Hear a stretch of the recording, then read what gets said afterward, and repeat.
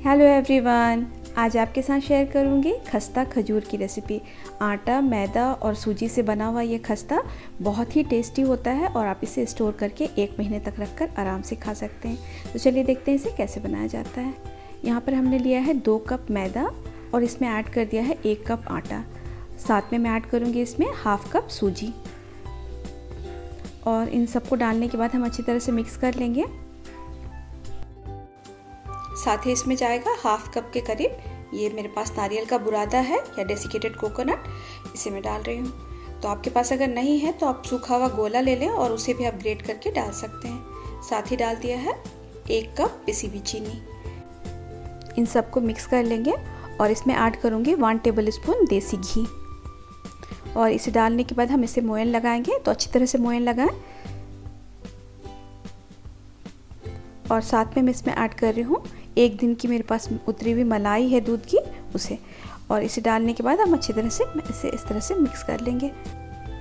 और यहाँ पे मैं ऐड कर रही हूँ आधा कप ग्रैन्युलर शुगर। तो नॉर्मल शुगर है तो मोटा वाला जो चीनी होता है उसे आप डालें तो ज़्यादा अच्छा रहता है। और इसे हम अच्छी तरह मिक्स करेंगे और साथ में डाल दूँगी मैं आधा कप दूध और इसे हम अच्छी तरह से इस तरह से बाइंड करने की कोशिश करेंगे।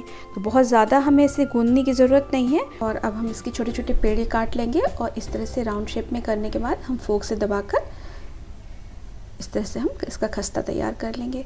तो सारे खस्ता को हमको इसी तरह से कर लेना है।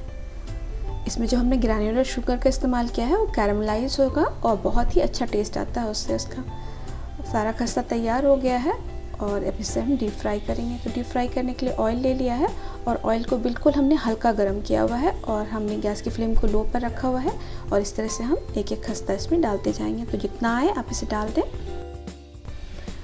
कोई भी मीठा फ्राई करने के लिए बहुत ज़्यादा ऑयल का इस्तेमाल नहीं करें क्योंकि ये ऑयल फिर से इस्तेमाल नहीं हो पाएगा, क्योंकि थोड़ा मिठास आ जाती है ऑयल के अंदर भी। और जैसे ही ये थोड़ा सा लाइट गोल्डन ब्राउन हो जाएगा एक साइड से, हम इसे टर्न कर देंगे और दोनों साइड से हमें गोल्डन ब्राउन फ्राई करना है। तो अभी बिल्कुल हल्के हाथों से कीजिएगा, अभी ये बहुत सॉफ्ट बना हुआ है।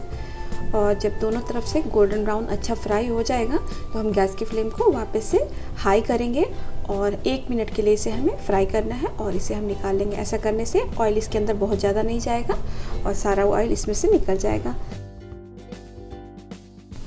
तो सारा खस्ता गोल्डन ब्राउन फ्राई हो गया है, इसे हम निकाल लेंगे और गैस की फ्लेम को हम बंद कर देंगे। और फिर हम तेल को थोड़ा ठंडा करेंगे और फिर हम दूसरा बैच इसमें डालेंगे।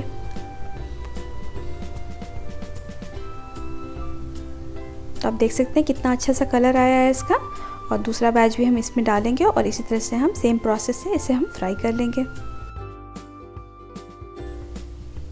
तो सारे खस्ता खजूर हमारा बनकर तैयार हो गया है और आपको तोड़कर दिखाती हूँ। आप देख सकते हैं कितना क्रिस्प और कितना अच्छा लेयर आया है इसके अंदर में। तो इसे कम्प्लीटली ठंडा होने के लिए दें और एयर टाइट कंटेनर में आप स्टोर कर सकते हैं।